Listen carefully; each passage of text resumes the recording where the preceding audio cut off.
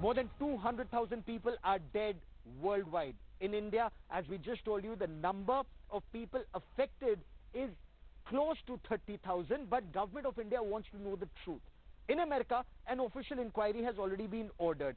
In India, the National Security Council is carrying out an assessment. It's collating information from across the world to find out whether this was a lab-originated virus.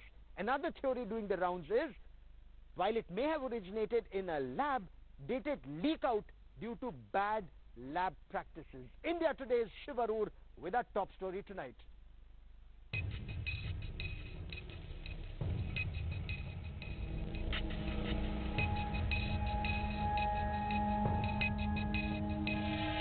Did the novel coronavirus escape from this Chinese laboratory in Wuhan? Once just a whisper of conspiracy, the theory is now the subject of a full-fledged probe by the United States. And now, in an explosive new development, India Today has learned that India's very own national security setup has started a comprehensive internal assessment of the origin of the novel coronavirus. And the assessment very much includes the possibility that the virus escaped from a Chinese laboratory in Wuhan. India launched its assessment of COVID-19 in March, well ahead of the Trump administration's decision to launch a full-fledged hunt for viral origins. The Indian assessment covers all aspects, including viral origins, and is going with three possibilities. Other than a natural infection, the possibilities being looked at are a biological warfare experiment and a vaccine experiment gone wrong. With India publicly junking Chinese rapid test kits, relations are already delicate. Whether India's viral origin assessment expands into a full-fledged probe is unclear at this time. The diplomatic fallout of such probes is already quaking through the region though. China and Australia are locked in an ugly diplomatic collision after Australia has not only called for Chinese transparency in the origins of coronavirus, but also an independent probe.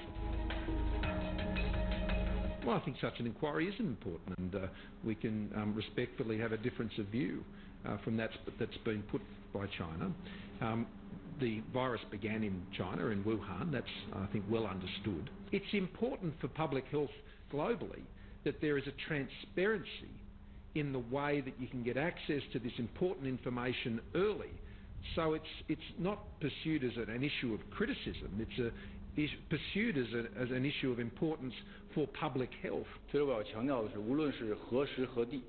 so-called independent investigation proposed by Australia is virtually political manipulation, which is unpopular and disrupts international cooperation in the epidemic prevention. At this critical moment, it is quite irresponsible to make unfounded, suspicious and unwarranted accusations for political purpose.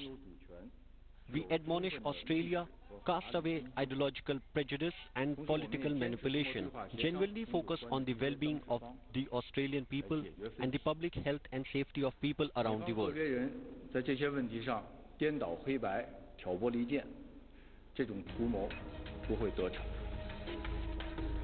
The China-Australia face-off is being monitored very closely by India. While the Modi government has so far focused on containing the spread, could India's strategic interests look to corner China on an issue that has bled the world? The most obvious question is, will India convert the National Security Council's internal assessment into a full-fledged official probe? Could India's Foreign Office join the global call for Chinese transparency on viral origins? And what will the impact be on diplomatic relations? With the world's gaze now fixed on this virology lab in Wuhan, the question is, can an increasingly isolated China be forced to stop covering up and speak the truth? Bureau Report, India Today. Joining me on the broadcast is Brahma Chellaney. Professor Brahma Chellaney is a strategic thinker, author, commentator. He's a keen China watcher. Professor Chellaney, welcome on India First. I also have with me India Today's consultant editor Shiv Arur for more on this. And Shiv, give us a breakdown. What is it that the government intends to do and what's the roadmap? What is the NSC, the National Security Council, doing?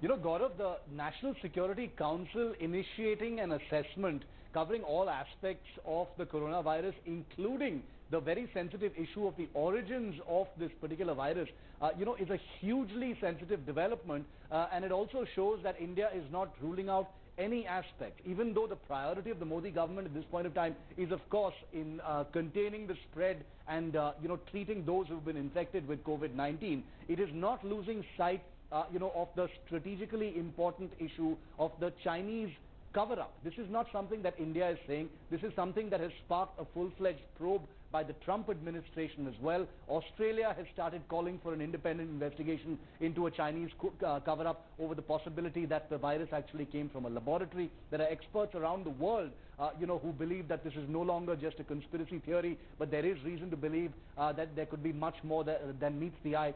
But for the Indian government to actually conduct this internal investigation, begs the question, will this expand into a larger official probe? We've seen how China has very viciously attacked both the United States as well as Australia, for either initiating a probe or calling for an independent probe.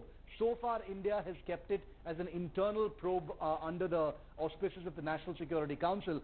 Should it expand into a larger probe, it will have diplomatic implications as well. But for a powerful country with a large knowledge powerhouse like India to actually be looking into the origins of the coronavirus will definitely raise eyebrows in China. It definitely increases China's isolation and is something to look out for going ahead. More than 200,000 people are dead worldwide. The world deserves to know the truth. But Professor Chellaney, is there any evidence on record to indicate that the Wuhan coronavirus was genetically engineered? And as there is a case in the United States of America, is there proof to show that this was used as a biological weapon, sir? There is no evidence to suggest that the virus was genetically engineered as a bioweapon. But that does not mean that it did not originate from a lab in Wuhan. In fact, there are Chinese studies. One study published in the Lancet Medical Journal by Chinese medical scientists. Another study was published on ResearchGate, and both said that 2 labs in Wuhan were engaged in dangerous work on natural bat-derived coronaviruses. And that work was so dangerous that the possibility of the coronavirus escaping accidentally from one of the labs cannot be ruled out. Now, that theory has gained credence internationally because of the fact that China has not allowed access to either of the 2 labs in Wuhan. The WHO sent a team to China in mid-February. 3 members of that team were allowed to visit Wuhan, but they were not given access to either of the 2 labs. And you know how China is reacting to any call for an international inquiry into the origins of the coronavirus? It's responding by attacking the country or the person quite viciously. Now that showcases China's guilt. If China was innocent, if this virus had not escaped from a lab accidentally, China would be welcoming an international inquiry. It would be offering full assistance to such an inquiry. But look at the manner it is attacking any country and any individual calling for an inquiry. Oh, absolutely. Absolutely. Whether it's Australia, the United States of America, but increasing demands for China to come clean. In fact, cases have been filed in the United States of America, including one of $20 trillion. And in this case, China stands accused of genetically engineering a virus with the aim to aid and abet loss of life and property across the world and destabilize the world economy.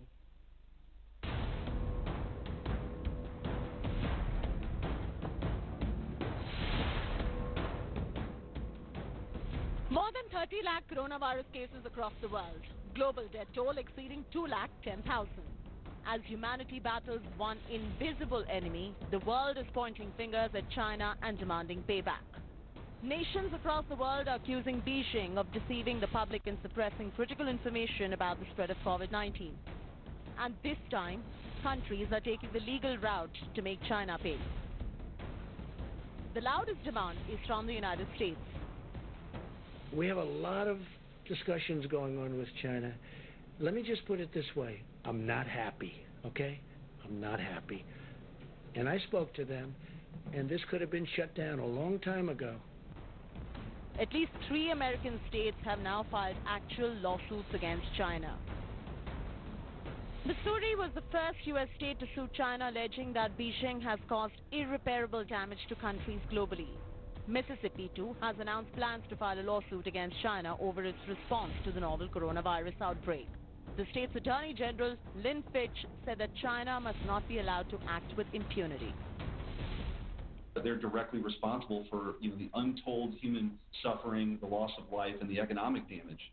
And so we brought suit against the Chinese government for their role in concealing the coronavirus. They were destroying evidence, silencing critics, silencing whistleblowers. This is all about getting to the truth and making sure that they're held accountable.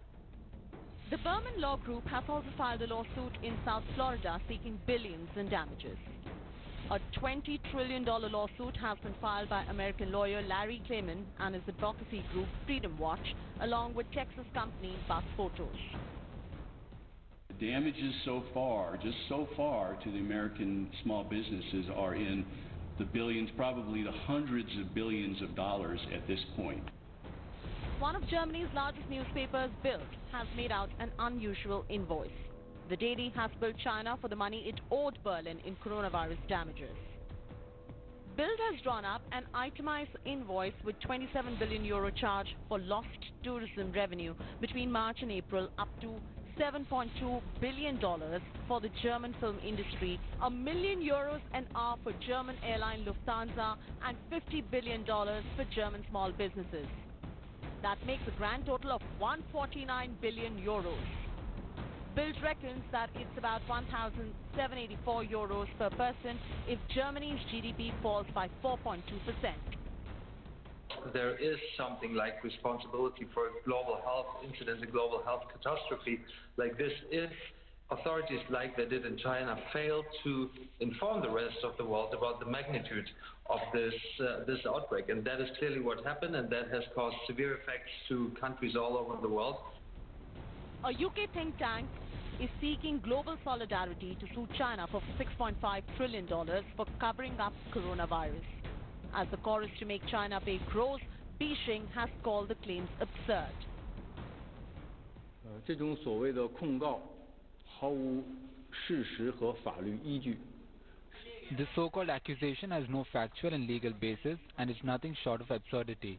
Since the coronavirus epidemic, China has been acting in a transparent manner to timely inform the WHO and relevant countries and regions of the epidemic situation, share the genome sequence with other countries, actively respond to the concerns of all parties, and strengthen cooperation with the international community. The so-called lawsuit is an abuse of litigation which violates basic legal principles. 有违基本法理。 These numbers seem astronomical right now, but this is payback being demanded from a world that is wounded almost like never before. The question is, will China be made to pay? Bureau Report, India Today. Will truth emerge? Will China be made to pay? Will China be held accountable? These are questions that are being asked almost across the world, from Australia to the United States of America. Professor Chellaney, can the world unite to make China pay? What will be that platform? United Nations, International Court of Justice? Will the world have to unite, sir? International law is very weak against the powerful states, but powerful against the weak states. So it will not be easy to hold China to account for unleashing a global pandemic. But what the pandemic will do is to restructure the international economic order. In the post-pandemic era, major economies will try to reduce their dependence on China. They will seek to restructure their economic relationships with Beijing. And that will force costs on China. Those costs will be beyond the domain of international law. Those costs countries will begin to impose on China by reordering their economic relationships. A large number of foreign manufacturers in China will seek to move out of China. And therefore, a country like India will have a historic opportunity to serve as a magnet for many of these manufacturers wanting to relocate outside China. Is that going to be the road ahead? We'll be tracking that story very closely. Professor Brahma, Chellaney and Shivarur, for the moment, many thanks for joining me. India is fighting back. India is fighting back when it comes to the novel coronavirus. Also, when it comes to that faulty Chinese test kits, the rapid test kits. Several states complained about it. The ICMR said don't use it.